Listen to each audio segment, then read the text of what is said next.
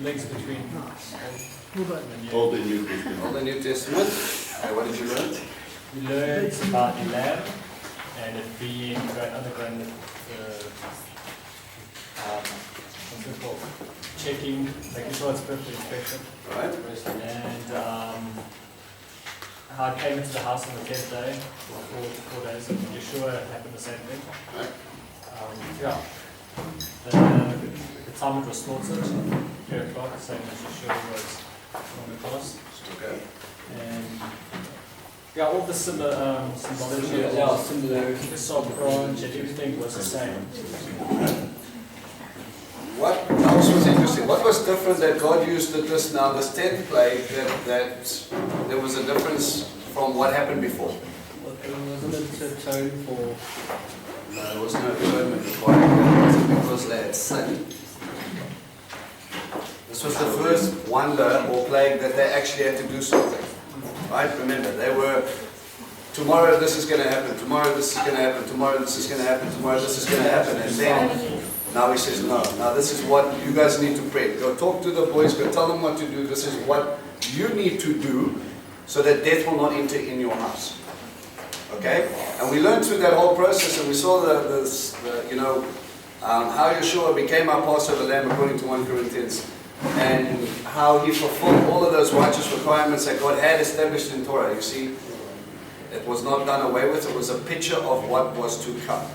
Okay, remember, as we go through Torah, as we go through what God has written down here, time and time and time again, the pictures of Messiah keep coming so that we know what he went through, reaffirms what God was doing yesterday, today, and tomorrow. Okay? These things, like the one that we spoke about, it happened then. Okay, when we looked at the build-up to Yeshua's crucifixion. Okay, remember, just before Passover, I took you through the points of the wonders of the plagues, right? Each 3 had their purpose. Plagues 1, 2, and 3 had a purpose. 4, 5, and 6 had a purpose. 7, 8, and 9 had a purpose. And if you look at the miracles that Yeshua performed, they build up in sort of a similar fashion up until the time of the Passover. Okay? You guys with me? There's no equal. Alright? Yeah. He has no equal. He can distinguish between his people, the Jewish side of the Sea of Galilee, and you have the pagan side of the Sea of Galilee. Okay? And he performs different miracles for different people at different times, meeting them at different needs. And he shows how he distinguishes. And all of these things reverberate through. Okay? I'll ask you this. God said, after this you will consecrate every single one of your firstborn males to me. Right? Because they've been bought with a price, they've been redeemed, they've been what? How does this apply? What does that mean? What happened that now all of a sudden every firstborn of the womb, from us to our flocks, are dedicated to God? Wasn't the covenant? Set apart. But why? The blood, there was something had to die to, turn for them. Okay. So maybe now that you've been covered, the Egyptians would take it. Who was spared in Passover? In the Passover, The Israelites. The ones Which that Israelites? The ones that listen. Firstborn. Only the firstborn. Oh yes, relative to the Egyptian firstborns. Oh, Yes. so it's regarding the plague. Yes. Yes. Okay. Relative to They the were Egyptian. redeemed because blood, something died to take their place, as Regan said. We put the sign of life over our doorpost. That lamb died to stop death at our door. Okay, same pictures of what Yeshua does. Because of his blood, we will no longer taste death. Okay, we are covered with that, and we are redeemed. We are bought because the firstborn, in a sense of Christ himself, was the firstborn of the family of Miriam and Joseph. We are protected from those curses of breaking Torah. Yeshua's blood has covered us so that when we slip up, we don't pay the price. Right. But we're going to make mistakes. Okay? And thus, the firstborn sons belong to God. The first issue of every part of the womb belong to him because of what he has done. Okay. So the ones that didn't have the blood of the lamb on the firstborns, God himself also took them up unto himself because they were not fit to look after their firstborns because they were not following God's way. Well, they didn't fear the truth of what God says. The thing is, we have a very difficult, it's not difficult, it's fairly easy if you break it down. God says this is going to happen, do you believe him or not? Okay? You're either going to believe him and you're going to act in accordance, or you're going to ignore it because you don't really believe what he's saying. Alright? So, do you think maybe that, okay, the people who were following God, they put the blood on the doorpost. Do you think that there were people who thought, okay, that's a good idea, let's follow them because maybe they were believers who did the same thing and their firstborns got saved? There were definitely people who feared Moses and the God of the Hebrews, because Nana, when we talk about when they leave, there's actually a mixed multitude of people, of Egyptians in them as well, that leave with the Hebrews. Okay. And they're like, you know what, we've seen this God, he's real, he's powerful, and they So they basically get saved? Yeah, they do. But so then, did Pharaoh actually know about putting the blood on the doorpost? He would have, remember, he had spies to go check out what was going on in the Israelite camp when they were being hit with plagues from the time he says, I will distinguish between my people and yours, and he went to go check their flocks or their stock and all the rest of it, and then he comes back and checks theirs. They've been struck with a plague, they're okay. Don't think for a second that he didn't have people, well, Moses has been quiet, but all of a sudden everybody's bringing a lamb into their house and they're looking after it for food. What's going on? Okay, what's with the blood on the doorpost there? Okay, there was something there that they would have had to have known. They would have known. But those who believed, see, this is the foundation of what we believe, right? If you believe that you will be saved by the blood of the Lamb, you will be. It's a foundation of all faith. You believe, and thus you are considered righteous. These people believed, and they were saved. How do you believe? You act like you believe. You go and you bring in the lamb and you look and you say, this is going to happen because God said so, and I better do this or else I'm on the wrong side of this thing. Underground. What's interesting is that there's no record of people disobeying this and actually their firstborn dying, but in the desert later they didn't listen to God and they got cross with it because they were trying to hoard food and working on the Shabbat and all sorts of other stuff. I think that's how much I love God for this, because He built up the wonders to a point where, you know, nobody thought, whoa, we're not going to take a chance on that. He said it's going to happen. You better believe it. It's coming. There's something bigger about this whole Passover. It's like a complete distinction between those that are for him and those that are against him. And it's traced back through all the history before that happened. Noah, it's traced with Lot. When the ark's door was closed, those that were outside, they're not getting in. Those that's in, they're not going to go out. With Lot, when the door was closed, those that were outside, those that were in. When the plague was done, when the plague came, those that had the those that had life on their doors were safe, and those that did not were. And it seems like this is going throughout history, all even unto the end. There's a point where God draws a line in the sand, and He says, "Look, I want you to have life, Sure. but it's your choice." Yes, and the ultimate choice is just like you said, believe in the Lamb.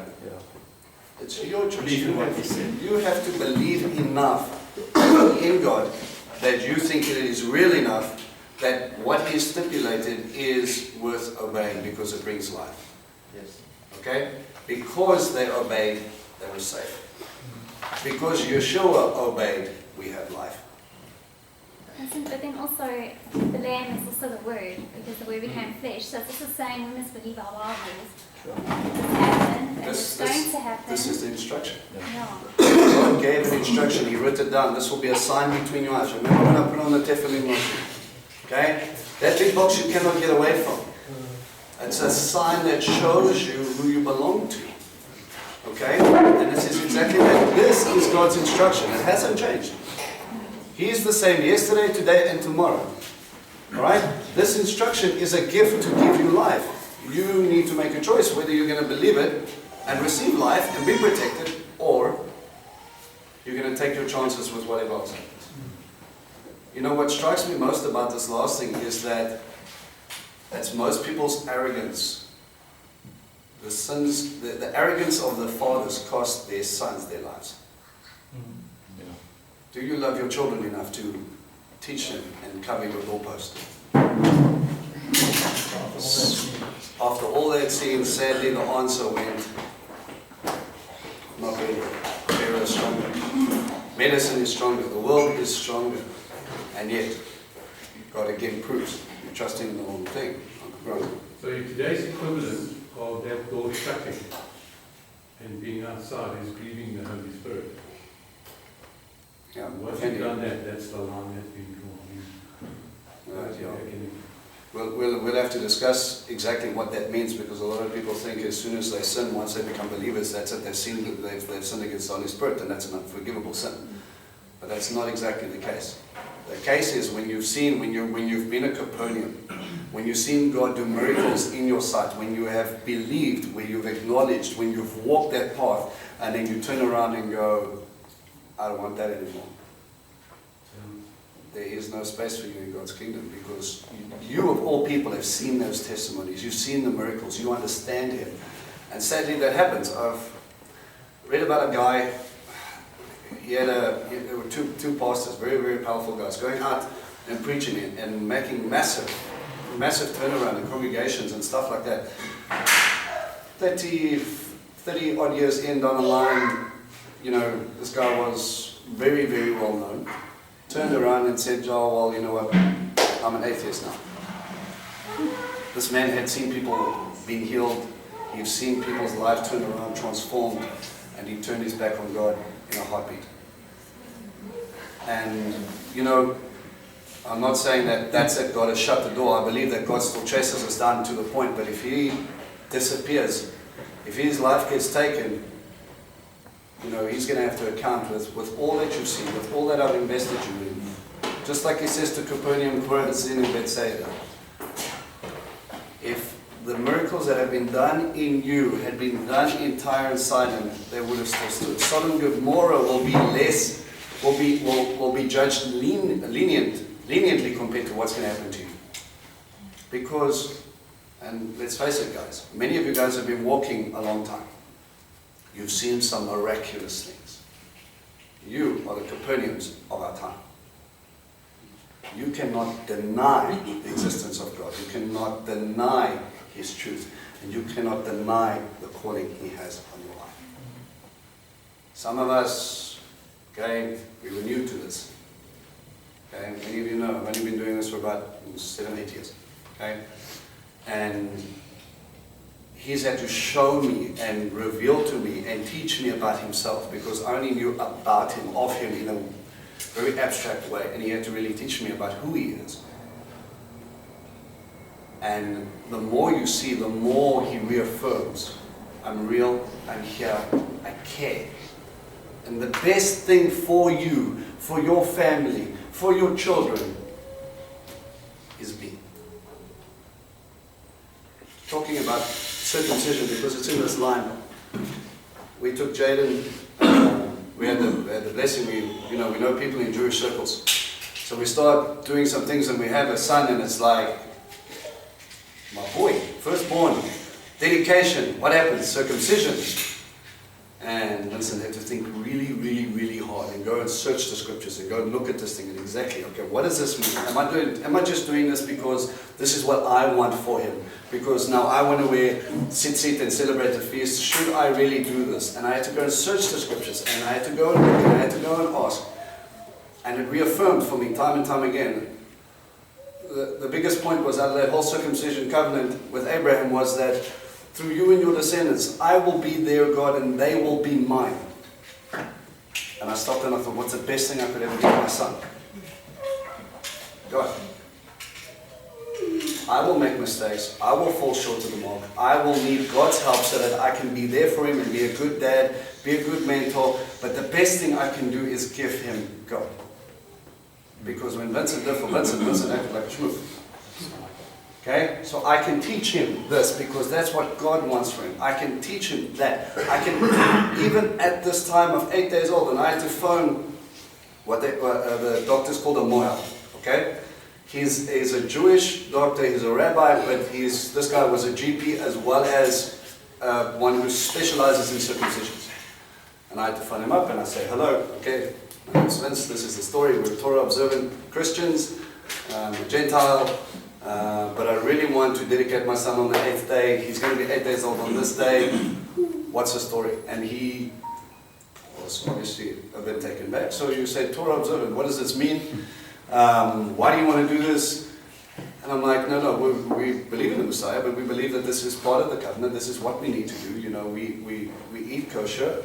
We celebrate Shabbat. We celebrate the feasts. He's like, okay. All right, you can come. So we go, and we're standing over there, and he's still looking at us, and he's still very puzzled, and he's still standing there, and he's going, what do you want to do? Is there anything you want to do? And I'm looking to him going, you're the rabbi, you should be doing the basics. And I'm like, can I put on my talit? And he's like, you brought your talit? I'm like, yes, I have a talit. So I put on my talit, and I'm standing there, and I'm excited, and this whole big blessing that Grandpa gets to hold the legs open while they do this little procedure. Okay? And of course, you can imagine my wife was extremely thrilled with me at this point. She was sitting in the corner. Jaden was a very special child. If you took off his nappy, he would scream. He didn't like to be naked. Okay? So he started screaming long before we even got anywhere near the procedure. Okay? So that made Mommy's heart very happy. Her firstborn child after 8 days of being tormented by 3 grown men. One with a scalpel, one holding the legs down, another one sitting there with the talit going, I couldn't wipe the smile off my face, and my wife is sitting there trying not to watch, sitting in the corner. She just tell me when I can pick him up, and it was really horrific for her, and I think she prayed really hard that the second child would be a girl. And God met her, and even thus we had Rachel. And we went through this process of, I was able to, at the 8th day, stand before my God and look at him. And I never gave him a name. Sitting at Lynn, what's your baby's name? You can call him Baby Bird. No, but what's his name? No, I'm not telling you. Why? You can call him Baby Bird. And eventually this woman was so fed up with me because she gets to write this on the card. She came every day. And she's like, okay, I need to ask you why. I said, at the 8th day, according to scripture, you dedicate him and you give him his name. The first time, Tanya and I had discussed it, but the first time the family knew what his name was at his circumcision. Okay? And we were able to say, this is your name. And, while we're on the topic, his name is Jaden, Yaden, because God hears. That's literally what his name is. We were praying to have Jaden in Jerusalem. Talk about Immaculate Conception, right? Sure. And it happened by natural means, okay? Don't think it's funny. And I was praying at the Western Wall because friends of mine were really struggling with this whole, trying to have kids. They went to see doctors, they spent hundreds of thousands of rands, just nothing was happening. And I went before God and I was just like, Lord, I know it's your gift, but if you could please allow us not to wait that long, because I don't know if it'd be tough on me, but I'm also concerned about Tanya. And when we came back, we only realized while I was praying that prayer at the wall, she was already pregnant. God hears. Before you even asked. Before I even asked. She was already pregnant. And hence the name. Okay? This whole process of dedicating our firstborn is not some weird or law that's binding them to something that they shouldn't be. It is the best thing you can give your children. It's releasing them from darkness. You put the blood on the doorpost and you say, from birth, you belong to him. Just as it's always been. He knitted him together, he's called him by name, he's done all the hard work. You just get to be there and go, yeah, you're a dad now. God was the father from before he was actually conceived. Also with dedication, when we've done our dedications with our kids, it was also mentioned to us by a pastor that this isn't just a pretty day to get dressed in a dress. It's the parents that are actually making that covenant with God. Because you're actually telling God you'll raise your children in His ways by dedicating your child. So it's not just the act of dedicating it, following through with what and wherever you fall short, God will, it's like teamwork. He'll come and teach your child where you fall short. Where you can't protect your child, or you're not there over your child all the time because they're at school and would work or whatever. He'll look after them and keep them safe and teach them and the rest of it. So I think it's really beautiful because, you do fall short because you're human. You're just flesh. Especially if you're short like you. Yeah, you do fall short, So God also knows that, we are just human. And I love that story with Abraham where he falls asleep in that covenant through the blood. That God also, you make that decision to rock up there, but He knows that your flesh is weak. And He does the work with you, for you, but also He still gives you a purpose. You're not now worthless. He still trains you as a parent, because it's like on-the-job training. How to raise your kid and correct your child and yourself. Right. According to God speaking to you all the time as you're raising the kid. Okay. Why did I tell you this really nice long-winded expression, and why is this so important? Because you start to understand that He says, my firstborn is now Israel, the people. Dedicated, sanctified, bought with a price, covered with the blood of the Lamb, you belong to me. That's what He tells Pharaoh. That is what God sees us as. Someone who is dedicated, someone who is set apart, someone for God, who's belonging to God, not to bondage, not to the world, not to anybody else. And this is why you see God from this time on, He's going to continually invest in this nation as He continually invests in you. Alright? And these parallels about birth and new functions and things like that come into play. Alright? Let's see how far we go. Alright. Exodus 13, verse 17. And it was when Pharaoh let the people go that God did not lead them by the way of the Philistine, because it was too close. Because God said, in case the people will be dissuaded when they see war, and they'll go back to Egypt. Okay? So He says, well, one thing we need to understand is that Israel knows where Israel is going right now. The promised land is coming. The promises of Abraham. God has reaffirmed this. We're going to go to the place and we're going to be called out. We're going to be free. And all this excitement. And God says, the shortest route to get there is straight up through Philistine country. But the Philistines are an extremely strong, powerful nation. Not that God can't overcome them, but they're not ready to face someone like that. Okay? Faith lesson. God, when you first come to faith, He will take you through the little victories first. And then as we get stronger, He takes you through the bigger battles. Bigger victories, bigger testimonies. Okay? But there's a battle to take place. And God turned the people by the way of the wilderness and the Red Sea. Okay, in Hebrew, that Red Sea is literally the sea of reeds. Okay, and we have a little bit of contention to what people believe. Was it the actual Red Sea? Was it a little place called the Sea of Reeds, which I believe was more like a shallower pit? You know, like a river type of thing. I can understand maybe the imagery of Sea of Reeds. Remember, Hebrew is not something that has a lot of words for water. It has a lot of words for desert. Alright? When you go there, you see the reeds, you see the coral, you see everything. It's very, very beautiful, snorkeling, diving and that sort of thing. So maybe there's a correlation. And the children of Israel went up armed from the land of Egypt. What does your translation say? Ordinary rank. Ordinary rank. Right? What else? By fives. Okay, literally troop by troop. Israel walk out there as a conquering army. Who did the fighting? God.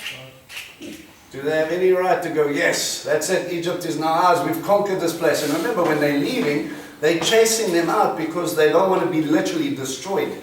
The country is in ruin. And now all of a sudden God goes, no, no, no. We've done the battle. You've done one part. I've done 9 parts. Walk out there with your head held high with a big banner saying victory. They're representing him. Right? And Moses took Joseph's bones with him because he had the children of Israel swear, saying, God will take account of you and you'll bring up my bones from here with you. Joseph knew that he was only there for a time. He never belonged there. He was sojourning there. Okay? And if we look at that image, I mean, he was long dead before he actually got pulled out there. So what was with it? Does it really matter if we take his bones or not? It's a dying wish. His dying wish. But is it really going to make a difference in his life? Yeah, His life. He's dead. What are you talking about? he wants to be buried in the promised land. But he's dead. Dust to dust. It You doesn't know- matter. Us as Africans believe that, you know what, a man's dying wish, best you follow it through, otherwise there's going to be some serious repercussions. He's dead. Yeah, There yeah. was a Like promise to I think made. about it. And God is a promise. Haunting happens. Honestly, It's yeah. dreadful. But he swore. Yeah. He swore to a generation that generation doesn't exist. So what are these people? Why are they pulling on Joseph? Something God holds him accountable for that. Look at the image. Even in death, you are removed from bondage and taken into the promise. Resurrection, people. Okay? This is not just about picking up or honoring a dying man's wish. It is important. He knew that he did not want to dwell here in Egypt. He knew that his promise for him and his descendants would be to receive the promised land. And he was to be buried in the cave of Machpelah with Abraham, with Isaac, so that he would receive the promise, because through Joseph actually he received the firstborn blessing. Through him, Ephraim and Manasseh, the descendants would go through. But out of bondage you will come. And they traveled from Sukkot and camped at Etham at the edge of the wilderness. And Hashem was going in front of them by day in the column of cloud, and he saw them by the way, and by night in a column of fire to shed light for them, as they go by day and by night. So they start walking and they don't stop. We have this image of cloud before them and fire before them, image of God's legs going. This is about halakha.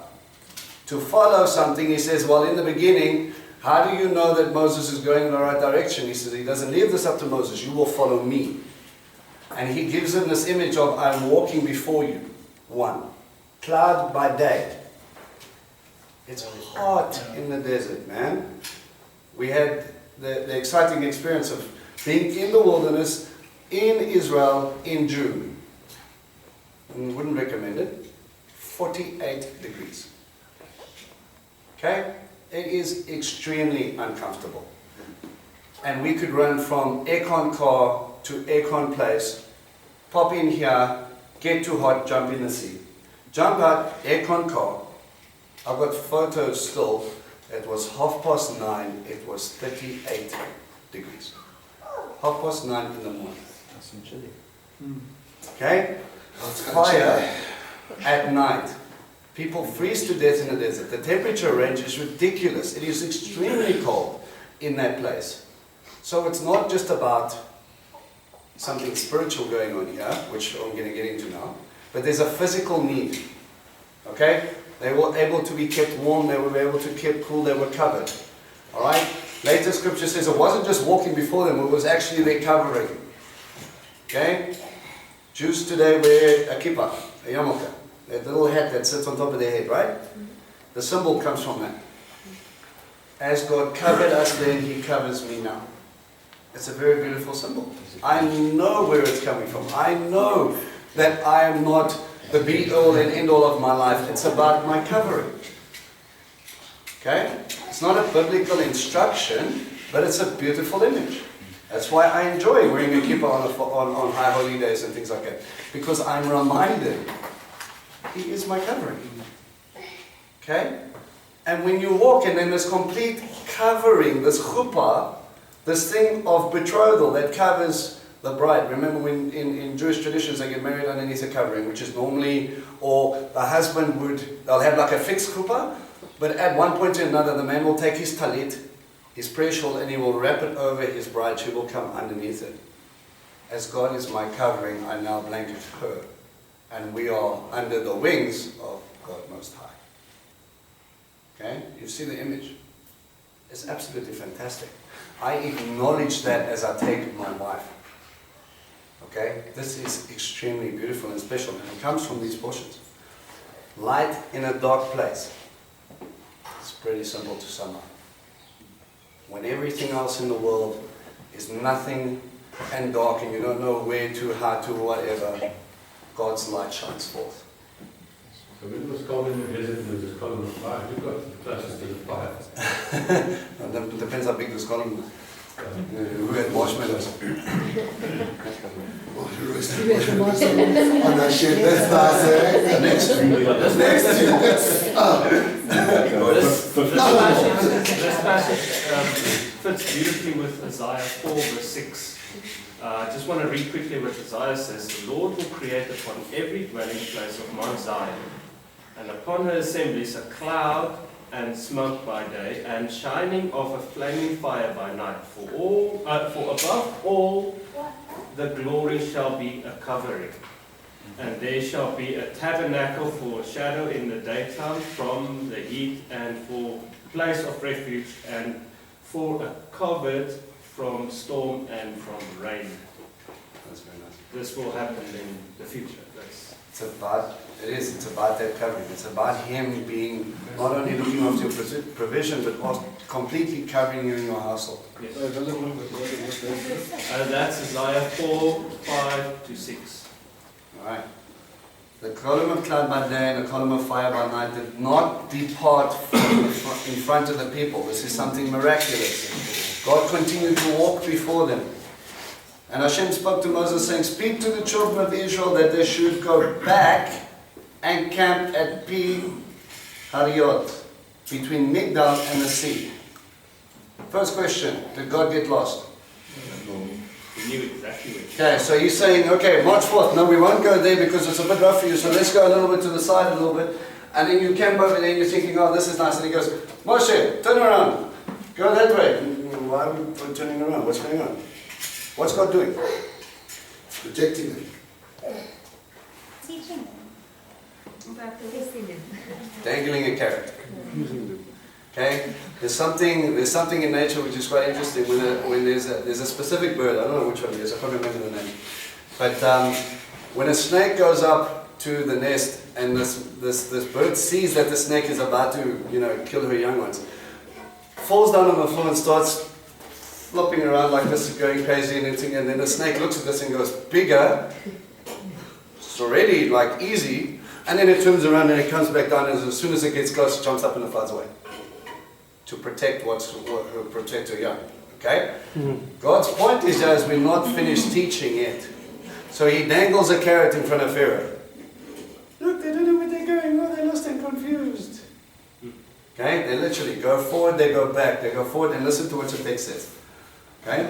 You will camp facing it by the sea, and Pharaoh will say about the children of Israel, they're muddled in the land. The wilderness has closed in on them, and I'll strengthen Pharaoh's heart, and he will pursue them. And I'll be glorified against Pharaoh and against all of his army, and Egypt will know that I am Hashem. Still teaching. If you are bent on destruction, destroying yourself, if you are the ones holding the chains of bondage over someone else, I will teach the people who are watching you. God is still teaching him. And let's face it, the last god of Egypt is who? Pharaoh himself. Pharaoh has not done away with. Pharaoh has had to yield, but Pharaoh is still alive. He's still kicking. He's still going strong. He allowed them to leave. No God told him that he had to. You see how quickly we can flip the story. Okay? And it was told to the king of Egypt that the people had fled, and that the heart of Pharaoh and his servants was changed toward the people. And they said, what is this that we have done, that we have let Israel go from serving us Where are all our servants? Where are all these people that built for us? Oh, life's terrible. And he hitched up his chariot and took his people with him. And he took 600 chosen chariots. And all the territory of Egypt, and the officers over all of it. And Hashem strengthened the heart of Pharaoh, king of Egypt. And he pursued the children of Israel. And the children of Israel that were going out with a high hand. And Egypt pursued them. And they caught up to them, camping by the sea. Every chariot horse of Pharaoh and his horsemen and his army at Pi Hahiroth, in front of Baal Zephon. Can any one of you look up the names?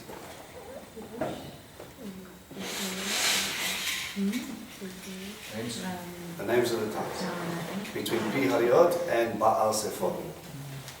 Where's Shawnee? Yeah, it's last week. Don't you have Google? Right? I'm just pausing here for effect. While we're busy, you can look it up. And Pharaoh came close, and the children of Israel raised their eyes, and here was Egypt coming after them. And they were very afraid. And the children of Israel cried out to Hashem, and they said to Moses, was it because of absence none of graves in Egypt that you took us to die in the wilderness? What is it that you have done to bring us out of Egypt? Isn't this the thing that we spoke to you about in Egypt, saying, stop from us and let us serve Egypt, because serving Egypt is better for us than our dying in the wilderness?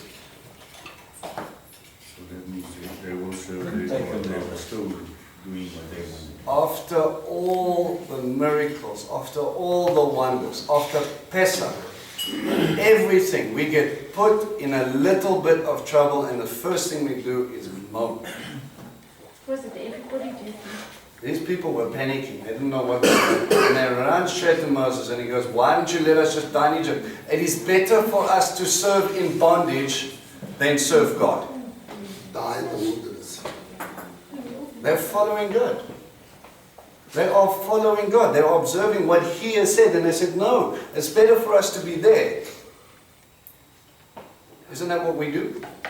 When things get a little bit uncomfortable, when things get a little bit tough, when people start ruffling your tail feathers about this weird God you serve, about when you decide to eat kosher, when you decide to keep a feast, when you decide to come to Bible study and it's raining and it's cold on a Saturday morning.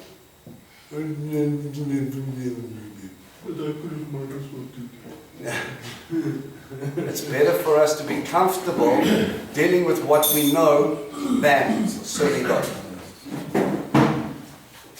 Serving God is uncomfortable. Get used to it. It's actually come up. And you know, talking a few of us, you go back to default. Yeah. Reboot. Yeah. Although, I know where I was there. Every time you go for it, there's going to be speed bumps, there's going to be testing. Remember, God did this. God went there, back, plant you in a place where you cannot run away. You are stuck between a abyss and a destroying army. Sounds like work. Who are you gonna call on? Who are you gonna trust? Do you still believe that I am God? But when you don't come to Bible study, you miss one or two sessions, doesn't mean that you don't believe in God. It's just sometimes the setup is just... So that's what I'm saying. That's how God should be. I mean, you don't stay away because of the weather and that, obviously, but sometimes it's something that does keep you away that you don't want to be kept away. You're discussing between choosing to stay away because it's more comfortable and the difference between following what God has allowed. Yeah. Do you think it's coincidence that He allowed it to rain and it was this cold this morning? Or do you think He was trying to stop you from coming, or someone was trying to stop you from coming to read about a portion that maybe would affect you more than anything else? It's interesting that tactically God was sound, because he actually took that opportunity. So he was luring the Egyptians into a place where he could completely wipe out everybody that's going to come, so that they couldn't be harassed. The Hebrews couldn't be harassed later while they were in. Absolutely, we're going to get to that. And Moses said to the people, don't be afraid, stand still and see Hashem's Yeshua. Salvation. God's name in text. See Hashem's salvation. Where's Yeshua in this portion? Hold that thought. that He'll do for you today. For you have seen Egypt today, and you'll never see them again ever.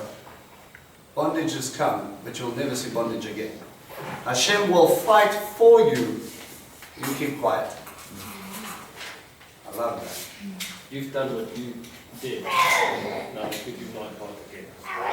Sometimes the biggest thing that God expects for us is to stop grumbling, shut up and sit down and watch. Exactly.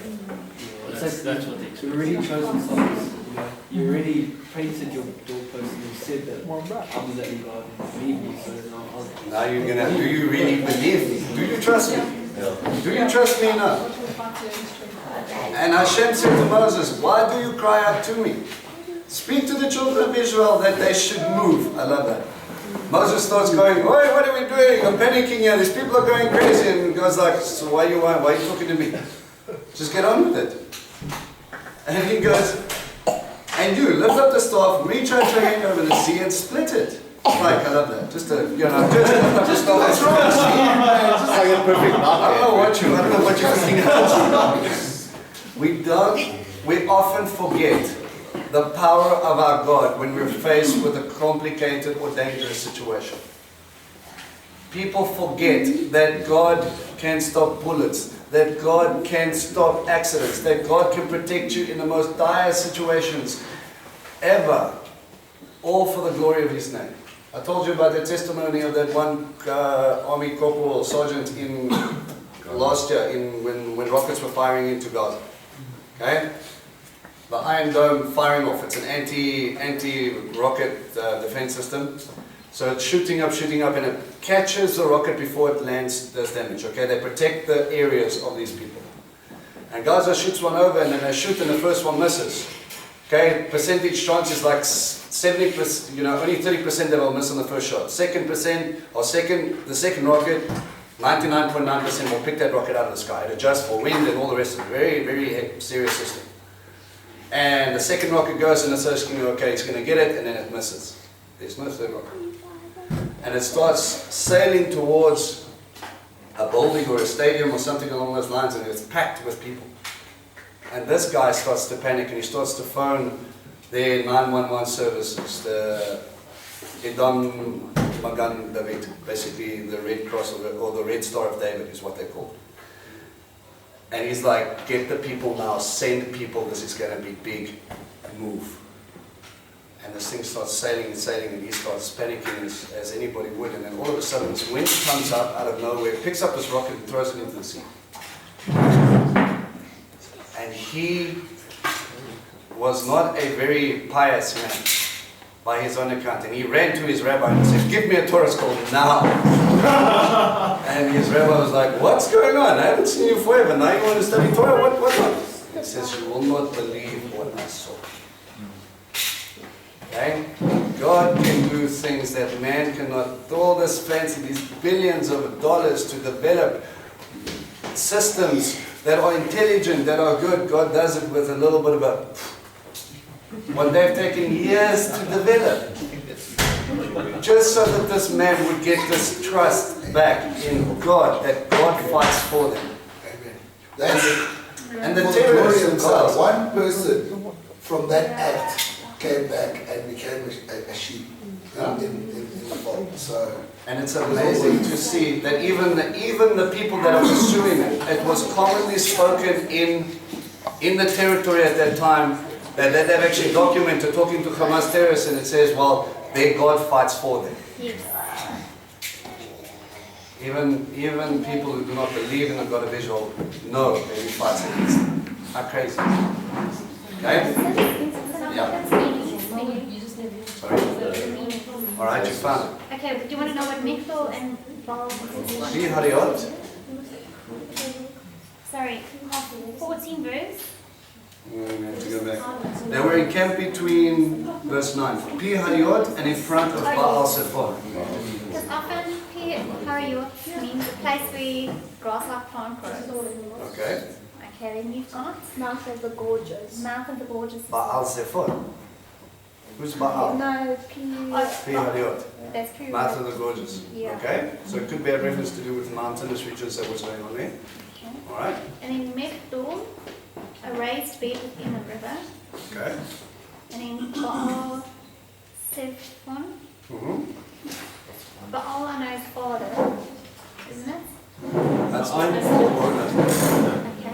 Of winter or cold. right. Okay. Also say Lord of the North. Could be. All right. If you start looking at the interesting ideas, the fact that he puts in a place that Baal's name is mentioned. Who worship Baal? Egypt. Egypt. Not Egypt. The Philistines. The Philistines and the Canaanite territories that they were going into, and he puts him into a place where Baal, who is in control of fertility, thus is in control of water. God's going to be teaching Canaanite soon. And the children of Israel come through the sea on dry ground. And I here am strengthening Egypt's heart, and they'll come after them, and I'll be glorified against Pharaoh and against all of his army, against his chariots and against his horsemen. And Egypt will know that I am Hashem when I am glorified against Pharaoh, against his chariots and against his horsemen. And the angel of the Lord, who was going in front of the camp of Israel, moved and went behind them. And the column of the cloud went out in front of them and stood behind them. And he came between the camp of Egypt and the camp of Israel. And there was a cloud and darkness for the Egyptians, while the column of fire lit the night for the Israelites. Listen to this beautiful image.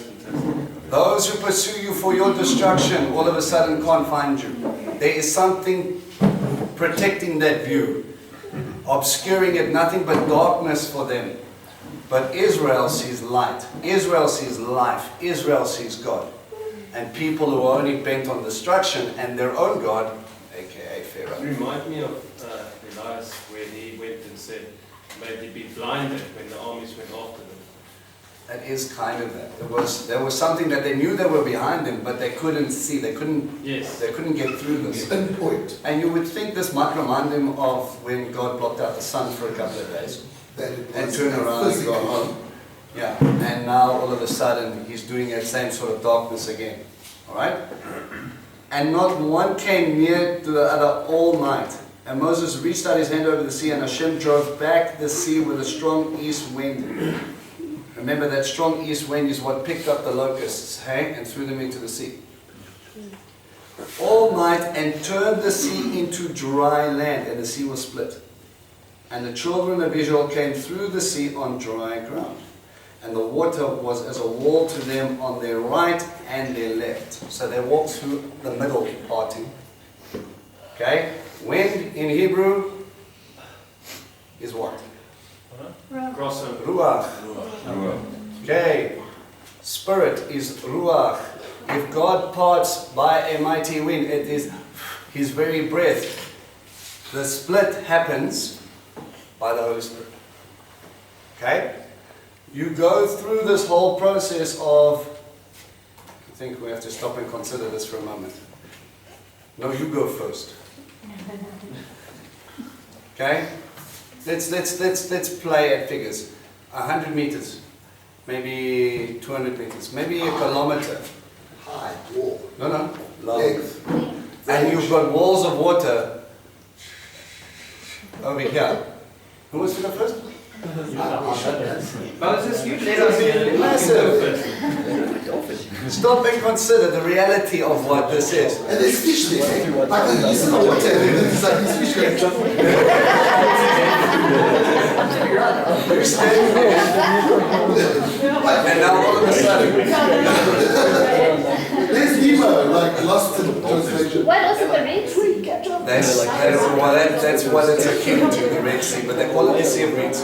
Okay? Now all of a sudden you have to go through this water, and you have to be brave enough to understand that God, who is fighting for you, has done all those things, is now making a way miraculously through water and through spirit to get to the other side. How long would it have taken them? Do you know the distance of the Red Sea? No, it's all speculated. You could think, but the fact that the water needed to be parted by a wind that took all night. This is a fairly big distance. And remember, as the last group were coming on the other side, Pharaoh and his chariot started coming through. And for them to ride across instead of just hop, skip over, must have been quite a distance. I could remember. They actually found a natural bridge. It's only about 3-4 feet deep. Yeah. And it literally drops off down the long way. Yeah, Right across the Red Sea. That's where it was. there are a few different interpretations about this, because some guys will say, look, it's the Sea of Reeds. Reeds tell you that the water's not very deep, so therefore God made a mountain of water and drowned the whole army in about a mouthful of water. I don't know whose faith is greater. Okay? I have a little bit of a problem with this image because he's riding on a chariot. It also really makes him about 7 foot, 8 foot Okay, high. so I don't know that he could allow this water to be boiled up and the force became so much that it drowned him. I'm not saying it's impossible, but to me it sounds a little bit unlikely. But The